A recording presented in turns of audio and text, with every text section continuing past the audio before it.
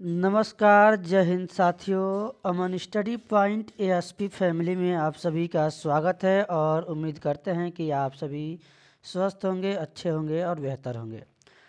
तो साथियों, आज के seated previous year question paper में हम लोग बाल विकास एवं शिक्षा शास्त्र के प्रश्नों को देखेंगे। ये प्रश्न आपके जो सीटेड के एग्ज़ाम हुए हैं 20 सितंबर 2015 प्राथमिक स्तर के पेपर में पूछे गए हैं।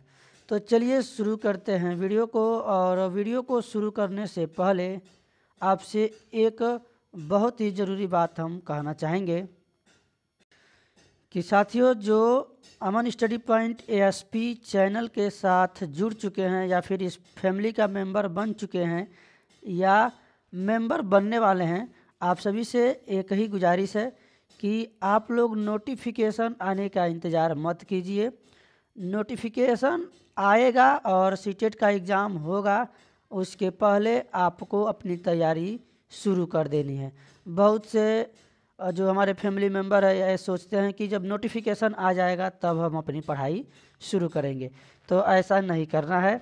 आपको पहले से अपनी तैयारी जारी रखनी है ताकि आपको बाद में पछताना न पड़े, क्योंकि समय कम मिलता है और कम समय में तैयारी अच्छी नहीं होती है। तो आप लोग पहले से नोटिफिकेशन आने से पहले से ही अपनी तैयारी शुरू कर दीजिए और जितने भी प्रीवियस ईयर के क्वेश्चन पेपर हैं सीटेट के, आप लोग सबको लगा दीजिए, सबको देख लीजिए एक बार, ताकि आप लोगों का जो डाउट है, जो आप लोगों का मन में आप लोगों के जो झिझक है वो सभी क्या हो जाए, समाप्त हो जाए। तो चलिए शुरू करते हैं वीडियो को। और पहला प्रश्न है आप सभी के स्क्रीन पर। शैशव काल की अवधि है, तो ऑप्शन दिया गया है आप सभी के स्क्रीन पर, देखेंगे। फटाफट हम लोग पूरे 30 प्रश्नों को देखेंगे, बस आप लोग धैर्य के साथ वीडियो में बने रहिएगा। तो शैशव काल की जो अवधि है वह जन्म से 2 वर्ष तक होती है।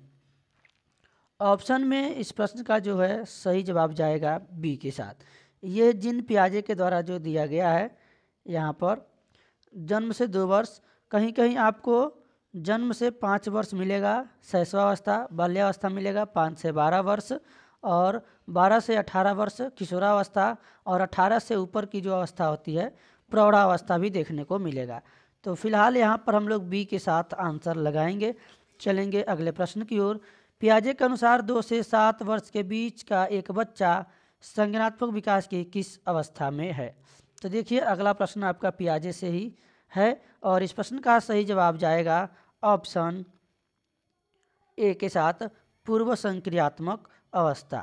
पूर्व संक्रियात्मक अवस्था, मूर्त संक्रियात्मक अवस्था और अमूर्त संक्रियात्मक अवस्था, और एक होता है संवेदी गामक अवस्था। इन्हें जो है जो पियाजे है संज्ञानात्मक विकास को 4 अवस्थाओं में बांटा है। ये भी प्रश्न पूछा जाता है कि कितने भागों में बांटा है, तो 4 भागों में यहाँ से भी प्रश्न आपका बनता है।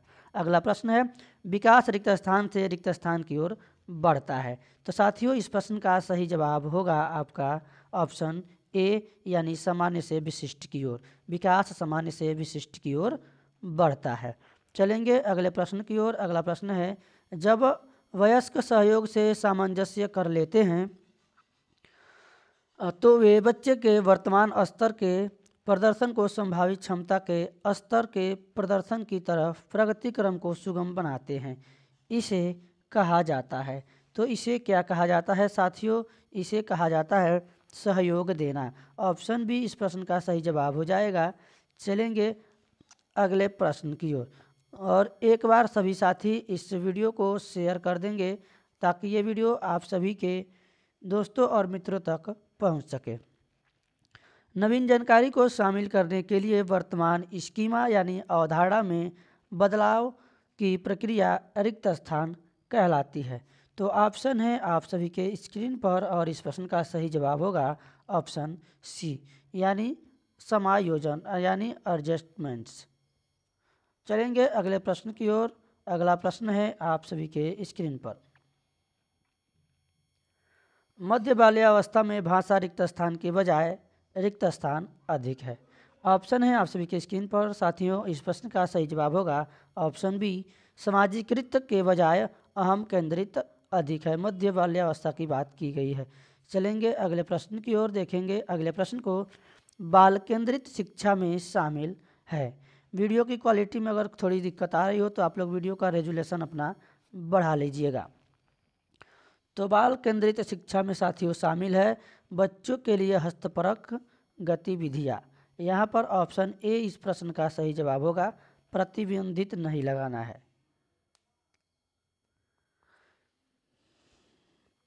तो सकारात्मक आंसर लगाया जाता है जो कि बच्चे के पक्ष में कहा गया हो और प्रश्न सकारात्मक हो तो ऑप्शन भी सकारात्मक लगाया जाता है। चलेंगे अगले प्रश्न की ओर। अगला प्रश्न है, कक्षा अध्यापक ने राघव को अपनी कक्षा में अपने कीबोर्ड पर स्वयं द्वारा तैयार किया गया मधुर संगीत बजाते हुए देखा। कक्षा अध्यापक ने विचार किया कि राघव में रिक्त स्थान बुद्धि उच्च स्तरीय थी। तो साथियों इस प्रश्न का जो सही जवाब जाएगा आपका ऑप्शन सी के साथ जाएगा, संगीतमय बुद्धि उच्च स्तरीय थी। अगला प्रश्न है आप सभी के स्क्रीन पर, जब एक शिक्षक यह समझता है कि स्वाभाविक रूप से लड़के गणित में लड़कियों से अच्छे हैं, यह दर्शाता है कि अध्यापक, तो अध्यापक क्या कर रहा है? यहाँ पर जो अध्यापक है वह लिंग यानी जेंडर पक्षपाती कर रहा है। ऑप्शन बी इस प्रश्न का साथियों सही जवाब होगा। चलेंगे अगले प्रश्न की ओर। समावेशी शिक्षा मानती है कि हमें रिक्त स्थान को रिक्त स्थान के अनुरूप बदलना चाहिए। तो ऑप्शन है आप सभी के स्क्रीन पर और प्रिय साथियों इस प्रश्न का सही जवाब होगा ऑप्शन बी, यानी कि व्यवस्था को बच्चे के अनुरूप बदलना है। समावेशी शिक्षा मानती है कि जो हमें जो व्यवस्था है वह बच्चे के अनुरूप, बच्चे के स्थिति के हिसाब से बदलना है।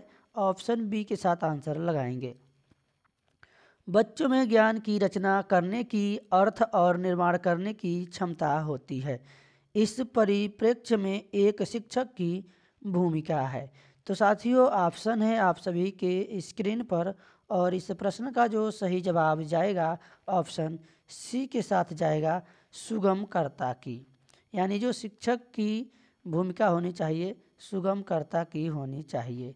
तो सी के साथ चलेंगे, आंसर लगाएंगे और यहाँ पर सुगमकर्ता, यहाँ पर सी ऑप्शन सही होगा।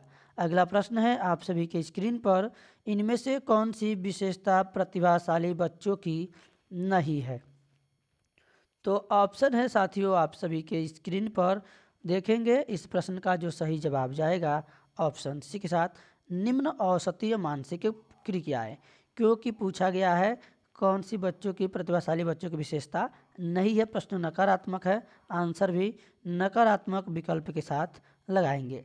अगला प्रश्न है, कोहलबर्ग के सिद्धांत के पूर्व परंपरागत स्तर के अनुसार कोई नैतिक निर्णय लेते समय एक व्यक्ति निम्नलिखित में से किस तरफ प्रवृत्त होगा?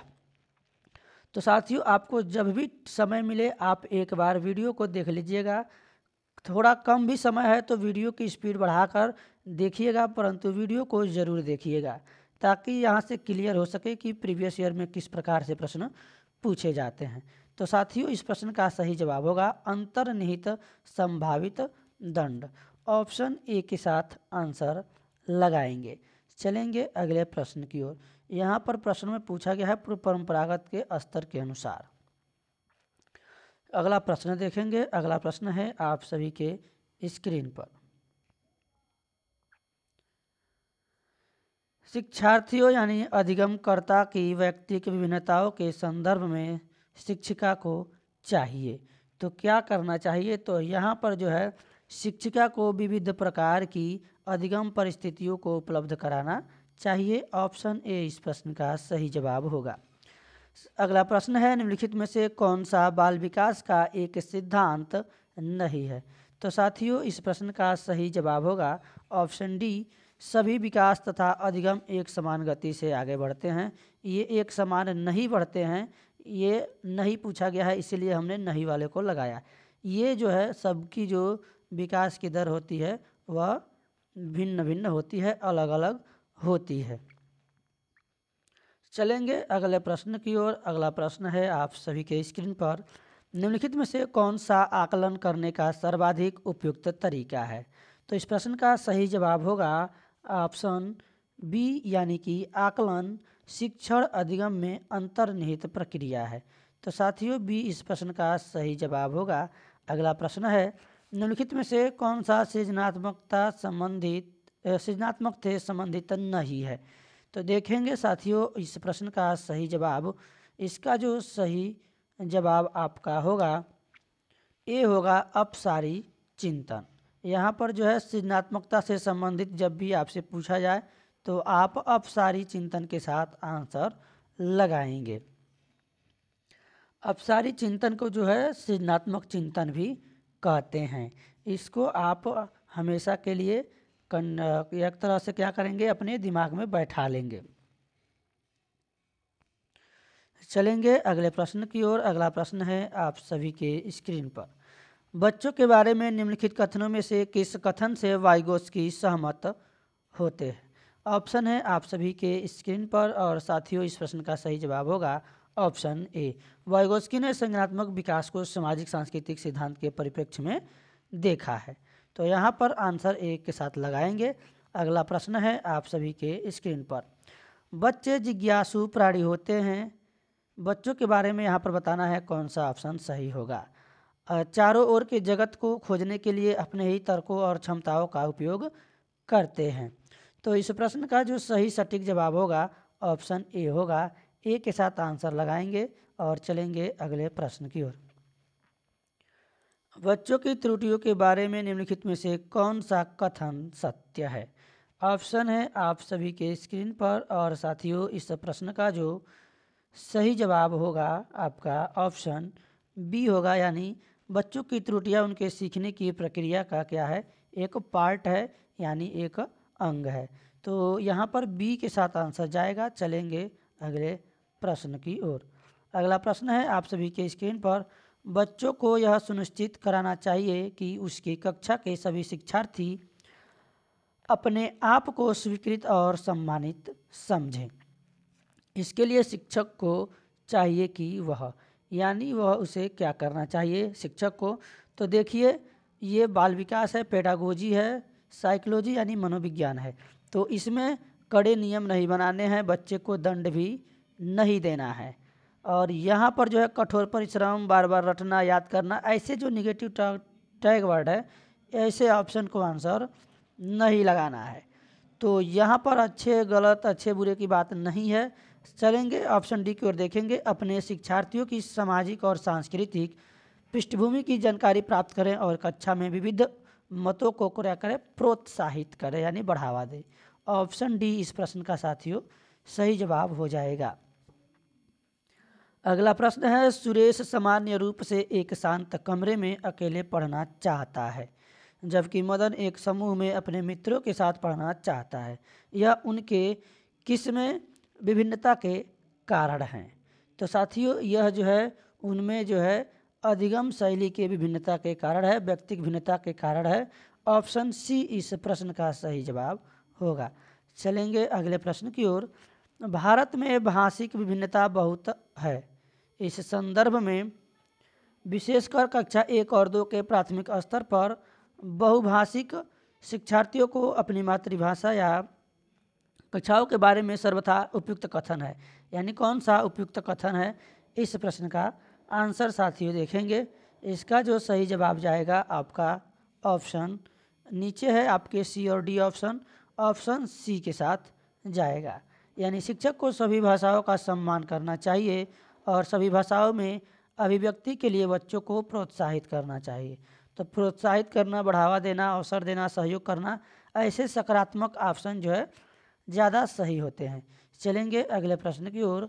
प्रकृति पोषण विवाद में प्रकृति से क्या अभिप्राय है। तो साथियों देखेंगे इस प्रश्न का सही जवाब कहाँ जाएगा, किस ऑप्शन के साथ जाएगा। तो इस प्रश्न का जो सही जवाब जाएगा ऑप्शन बी के साथ, जैविकीय विशिष्टताएं या वंशक्रम सूचनाएं। बी के साथ आंसर लगाएंगे। चलेंगे अगले प्रश्न की ओर। तो साथियों अगला प्रश्न है जनसंचार माध्यम समाजीकरण का एक महत्वपूर्ण माध्यम बनता जा रहा है। नीचे दिए गए कथनों में से कौन सा सबसे उपयुक्त कथन है। ऑप्शन है आप सभी के स्क्रीन पर और इस प्रश्न का जो सही जवाब साथियों जाएगा आपका ऑप्शन सी के साथ जाएगा। जनसंचार माध्यमों की पहुंच बढ़ रही है और जनसंचार माध्यम अभिवृत्तियों, मूल्यों और विश्वासों को प्रभावित करता है। तो यहाँ पर सी के साथ आंसर लगाएंगे। चलेंगे अगले प्रश्न की ओर। अगला प्रश्न है, बच्चे किस प्रकार से सीखते हैं? नीचे दिए गए कथनों में से कौन सा इस प्रश्न के विषय में सही नहीं है? यहाँ पर नहीं ये पूछा गया है, तो ऑप्शन भी हम निगेटिव वाला ही ढूंढेंगे। तो चलिए देखते हैं। बच्चे केवल कक्षा में सीखते हैं। हमने पहले आपको प्रीवियस ईयर पेपर में बता दिया है कि केवल वाला ऑप्शन निगेटिव होता है। तो यहाँ पर पूछा गया है नहीं, यही हमारा सही आंसर हो जाएगा। ऑप्शन ए के साथ आंसर जाएगा। बच्चे तब सीखते हैं जब वे संगठित रूप से तैयार होते हैं। सकारात्मक है, बच्चे अनेक प्रकार से सीखते हैं, यानी कई प्रकार से सीखते हैं, यह भी सही है। अब बच्चे सीखते हैं क्योंकि वे स्वाभाविक रूप से प्रेरित होते हैं। जब वे स्वाभाविक रूप से प्रेरित होंगे तभी सीखेंगे। जब प्रेरित नहीं होंगे तो आप कितना भी सिखा लीजिए वे नहीं सीख पाएंगे। तो यहाँ पर ऑप्शन ए सही होगा, क्योंकि पूछा गया है सही नहीं है, तो केवल की बात की गई है, नकारात्मक ऑप्शन है। अगला प्रश्न है, प्राथमिक विद्यालय के शिक्षक को अपने शिक्षार्थियों को अभिप्रेरित करने के लिए निम्नलिखित में से किस रणनीति को अपनाना चाहिए? तो साथियों, इस प्रश्न का जो सही जवाब होगा ऑप्शन सी के साथ जाएगा, यानी कि बच्चों को उनकी रुचियों के अनुसार अपने लक्ष्य निर्धारित करने और उन्हें पाने के लिए उद्यम में सहायता करना। तो हमने बताया था सहयोग करना, प्रोत्साहित करना, बढ़ावा करना, ये सभी सकारात्मक ऑप्शन होते हैं। प्रश्न सकारात्मक है तो ऐसे ऑप्शन ज़्यादा आपके सही होते हैं। आप लगा के आइएगा, आपके ज़्यादातर प्रश्न सही होंगे। अगला प्रश्न है, निम्नलिखित में से कौन सा समाजीकरण का एक प्रमुख कारण है? तो यहाँ पर जो है समाजीकरण का एक प्रमुख कारण जो है कारक परिवार होता है। ऑप्शन यहाँ पर हमारा ए सही होगा। परिवार ही क्यों होता है? क्योंकि जो बालक है पहले परिवार का ही सदस्य होता है। परिवार में ही वह जन्म लेता है, वहीं पर बहुत कुछ सीखता है अपने परिवार में रहकर, अपने मूल्यों, परंपराओं और आदि विचारों को, जो भी वो आपसे विचार संस्कार ग्रहण करता है अपने परिवार से ही पहले ग्रहण करता है। कि उसका प्राथमिक स्कूल भी उसका परिवार ही होता है। तो चलेंगे अगले प्रश्न की ओर। अगला प्रश्न है आप सभी के स्क्रीन पर, बच्चों को समूह कार्य देना एक प्रभावी शिक्षण रणनीति है क्योंकि? तो ऑप्शन है आप सभी के स्क्रीन पर, और साथियों इस प्रश्न का जो सही जवाब होगा आपका ऑप्शन सी होगा। सीखने की प्रक्रिया में बच्चे एक दूसरे से सीखते हैं और परस्पर सहायता भी करते हैं। तो देखिए यहाँ पर भी सहायता की बात आ गई, और एक दूसरे से परस्पर एक दूसरे से क्या करते हैं? सीखते हैं। तो यहाँ पर सी के साथ आंसर लगाएंगे। आखिरी प्रश्न है इस वीडियो का। उम्मीद है कि आप लोगों ने पूरा वीडियो देखा होगा, यानी पूरे 30 प्रश्नों को अटेम्प्ट किया होगा। एक औसत बुद्धि वाला बच्चा यदि भाषा को पढ़ाने एवं समझने में कठिनाई प्रदर्शित करता है तो यह संकेत देता है कि बच्चा रिक्त स्थान का लक्षण प्रदर्शित कर रहा है। ऑप्शन है आप सभी के स्क्रीन पर। यहाँ पर ऑप्शन के हिसाब से, जो क्वेश्चन के हिसाब से आपका आंसर जाएगा, कहा गया है कि पढ़ने में, समझने में कठिनाई प्रदर्शित करता है। तो पढ़ने से संबंधित जो अक्षमता होती है डिसलेक्सिया, यानी पठन अक्षमता। ऑप्शन ए इस प्रश्न का सही जवाब होगा। डिस्ग्राफिया जो होता है लेखन संबंधी अक्षमता होता है या फिर विकार होता है। गणितीय क्षमता डिस्कैलकुलिया, यह गणितीय संबंधी होता है, यानी गणना संबंधी होता है। गति समन्वय अक्षमता यानी डिस्प्रैक्सिया। तो ये आपके काफ़ी महत्वपूर्ण विकल्प है, इन सभी को आप लोगों को समझ के अच्छे से रख लेना है। तो साथियों ए के साथ आंसर लगाएंगे। आज के वीडियो में बस इतना ही। मिलेंगे एक नए वीडियो में नए प्रैक्टिस सेट के साथ या प्रीवियस ईयर क्वेश्चन के साथ। तब तक के लिए धन्यवाद, जय हिंद। और वीडियो को आप लोग एक बार शेयर ज़रूर कर दीजिएगा ताकि यह जो वीडियो है आप सभी के दोस्तों तक पहुंच सके। धन्यवाद, जय हिंद।